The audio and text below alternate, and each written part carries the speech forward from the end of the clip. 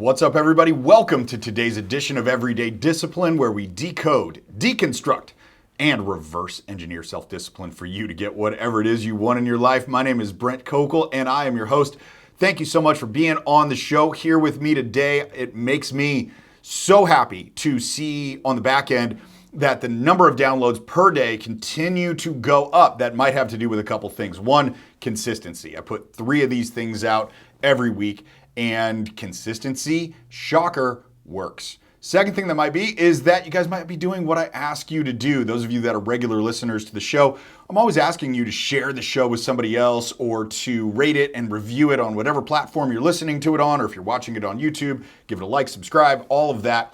And that's working. So if it's something you guys are doing, so much thanks go out to that. I'm not trying to sell you anything on this show, and I never will, nor will I have any ads or anything like that. This is simply because I know that there's so many people that just accept lives that are less than what they are capable of living, and I do not want you to be one of those people, and I don't think you do either, which is one of the reasons why I think that you guys are here today. So I'm going to tell you guys a story about overreaction. And it has to do with this trip that I took to Arizona just last week. And it was down there to get a whole bunch of disease prevention protocol. I was going to go down there and I was going to take a bunch of CT scans. So 3 CT scans. They were going to create 3D images of all my internal organs, like my heart and my lungs and my liver and my pancreas and everything, like my stomach, all of this stuff. Then they were going to do an MRI, which was going to create a 3D image of my brain. Now, the idea behind doing this is that typically when you find disease in your body, like, and I'm talking big disease, cancer, stroke, like MS, all of that, it's found too late. Like, they find it later than they can do anything about. So this idea is, well, let's check it out in advance. If there's something there, we can take care of it. Now, I arrive in Phoenix on a Sunday, and I get there, and the doctor that I'm doing this with is a private doctor, and I get to my hotel, and he says, hey, at the concierge, there's a box waiting for you. Once you have the box, let me know, and I'll tell you what to do with the box. And so I get the box, and I was thinking it was going to be like a small little, like, welcome gift. I don't know what I was thinking. And it's this big-ass box, and it's not light.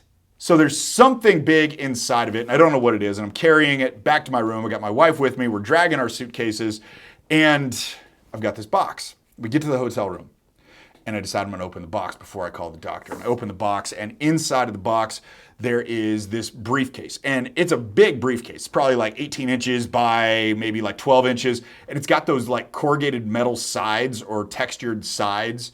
So it's like high-end type stuff, and it should be for what I paid to go do this type of procedure. So I open up the briefcase, and there are 3 things in the briefcase. On the left side, there is a very nice Yeti Rambler coffee cup with the thing that says Blind Spot Medical on it. I'll give them a shout out. Blind Spot Medical is where I went to go do this. And on the right side, there's a journal, which tells me I'm going to be acting on something. In the middle, though, the middle was the problem. The middle was the thing that caused me to overreact. So there is a white bottle in the middle, and on it, it says Vanilla Silk. And what it says below that is barium sulfate. And in my mind, I'm thinking, like, where have I heard barium sulfate before? And the only time that I've ever heard of this thing before was when I had a colonoscopy, which, by the way, if you're a dude and you've had one, you know that the procedure itself ain't all that bad because they put you out, you go to sleep, and you wake up, and everything's just fine. It's the prep. And I remember barium sulfite from the prep. So I'm looking at this bottle going like, dude, you should have told me that you were going to make me take this and that I was going to be up all night pooping before I had this procedure done, before I had all these CT scans and before I had the MRI. And I'm thinking like, I didn't sign up for a colonoscopy. I don't know why I have to do this. This is total shit.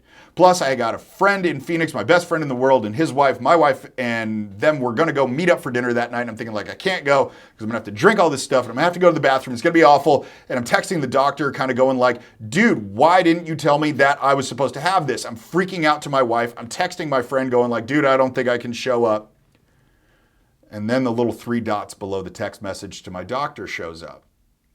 And what he says is, listen, man, what you got to do this afternoon is put that in the refrigerator in your room because it's going to taste better cold.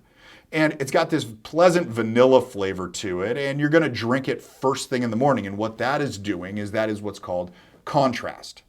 So inside of your body in a CT scan, they need to be able to look and see all the little different organs. And so they put together contrast to show the different parts that they want to see that's going to help the radiologist figure out if there's anything to really worry about. But here I am freaking out over this, and that is exactly the lesson. We overreact when we only have the story in our mind rather than the truth. We only overreact when we have the story in our mind instead of the truth. Now, here's the crazy part. Most of the time, we don't even wait to investigate the truth.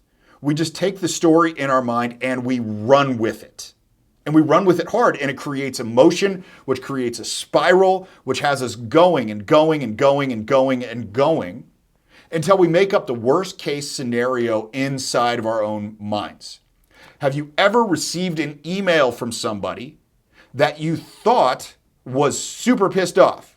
Like a client or a customer or maybe an employee, maybe your spouse, maybe a friend. I don't know who you got it from. That's not the point. The point is that you got the email and you thought this person was super pissed off. And what'd you do? You call them on the phone, right? That's one of the rules around my companies is that when you think an email is somebody that's pissed off at you, you do not send them an email back. You pick up the phone and you call them. You're not going to solve anything through an email. You actually have to have human interaction and human connection. And they get on the phone, and what happens? Of course the person isn't pissed off. They just inferred from the email that the person was pissed off because we can't judge intonation based on an email. We only overreact when we go with the story in our mind instead of the truth. Like I way overreacted about what this barium sulfate was going to do to me without even understanding it. I mean, and this isn't a matter of probably like 3 or 4 minutes that I'm freaking out and going to my wife like, I can't go out tonight. I'm telling my friend I can't go out tonight. I'm going to the doctor going like, why didn't you tell me I had to do this? Because I ran with the story in my mind instead of the truth. This happens every time we don't know exactly what's going on or what is going to go on.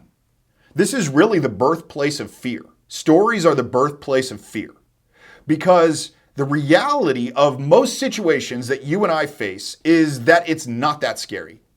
It just appears that it's going to be, and this prevents people from taking the action that they want to take instead of the truth. I talk about this all the time, but I want to talk about it again because I think that there's still people, I know there's still people who simply aren't taking the action they know they need to take. They've got an idea. They've got an idea for another business. They've got an idea for another offering inside of their business, but they fail to act because of their story about what's going to happen if they do. The story of failure, the story of embarrassment, the story of even humiliation, the story of lost money. Whatever the story is, you don't know it's the truth.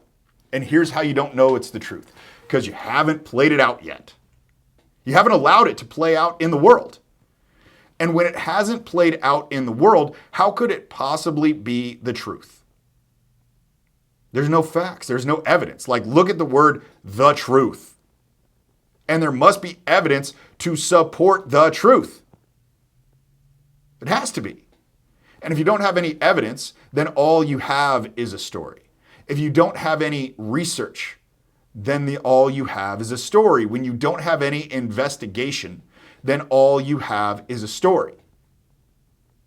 Now, the stories are created through a lack of information because we have to fill in the pieces ourselves. When we don't know what it looks like, when we don't know the reality or the possibility of what good could come of whatever it is that we are going into, then we have to fill in those gaps.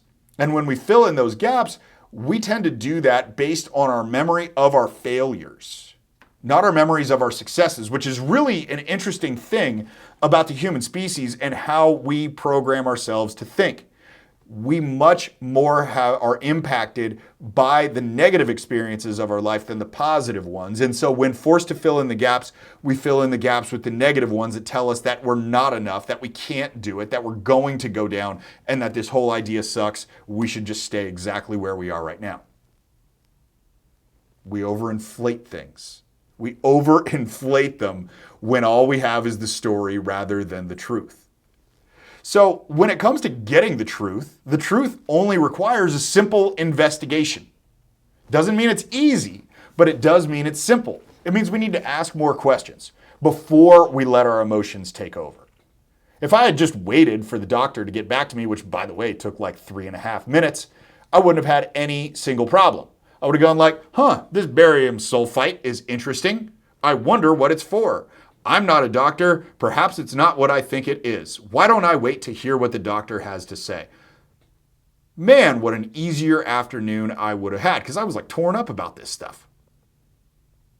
How many times have you done this? How many times have you overreacted to something based on a story you had about it?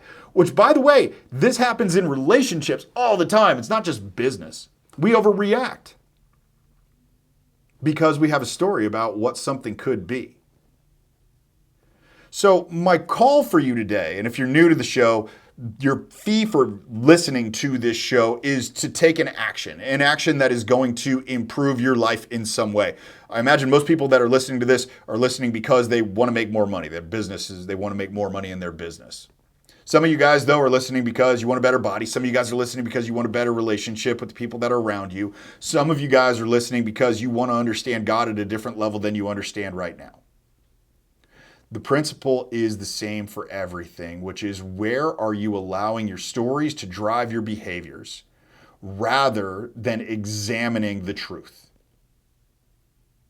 It seems like such a simple thing, and it is, but it is not easy. It is a very difficult thing to live in the truth. Now, I'm not sitting here preaching from up on high and saying I live in the truth all the time. That's far, far from the truth. I shared an example today of when I didn't. And that was just recent. That was like the one that was most recent in my mind. I could come up with probably 50 examples of where I've failed to find the truth in the situation that I'm in. And so it's not bad. It's not bad that you sit there and you say like, listen, man, I haven't figured out what the truth is. Because I allow my stories to drive my actions rather than the truth driving my actions. Everybody has it. That's not it. But ask yourself where that is. Where that is in a big context inside of your life. Find that location. That's the investigation. Part 2 is doing something about that and figuring out what it is you need to find in order to experience the truth. All right, guys, that's the show for the day, everybody. One more call to action for you is that whatever platform you're listening to this on, if you would please give me a rating and a review, whether you're doing this on Spotify or iTunes or Pandora, wherever you're listening to this, please give me a rating and a review. That certainly helps get this message out to more people, which is exactly what I am looking to do. So thanks, guys, for investing this time in yourself. And I hope to see you guys back here again this week. I know I, myself, am going to be back. That's my job. You do yours.